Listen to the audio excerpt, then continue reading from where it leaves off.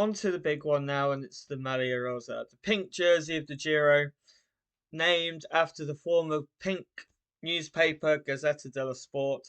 And unfortunately, we've got a massive, overwhelming favourites. If you're using a star system or a tier system, Pogacar will be at the sun, and everyone else will sort of be around Pluto, although that's not a planet.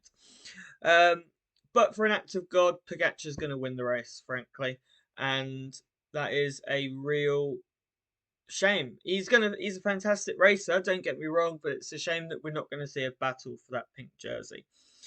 Who behind though can compete for second place? I think that's really wide open. Ineos come with Thomas as their leader and Timo Arensman as backup, as we've discussed in the young riders category. Danny Martinez comes for Bora Hansgrohe, although I don't think he'll feature in the battle for the top 5 even. Ben O'Connor come with a rejubilant Agile Desert. Juan Pedro Lopez claims to be going for GC, and I mean, on form, top 10 could be quite easy. Bardet is another big bet for the podium. Brilliant form, Liège podium, first monument podium. What a ride that was. He can climb, he can descend. Time trials, not great, but then behind Pogacar, not many are.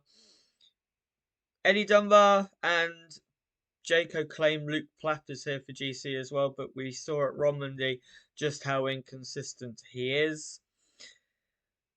Visma Lease might come with Kian Urchabrooks.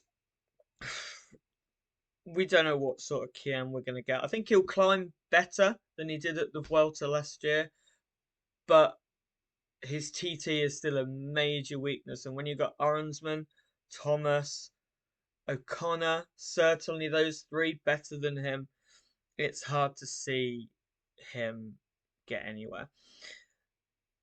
Dark horse for a top 10 result, I think, is Domen Novak from UAE. Yes, he's supporting Pogacar. I know that. But we know how strong he is in the mountains. Pellizzari for VF, Group Baldiani CFF for Zany. He will be going for stage wins, hopefully, but if he goes for GC, I think he could pick up a surprise result. And Bahrain victorious come with Damiano Caruso, who's finished on near the podium a few times and on the podium in 21, and Antonio Tibelli, who the young rider might shoot his way to a top 5 or podium.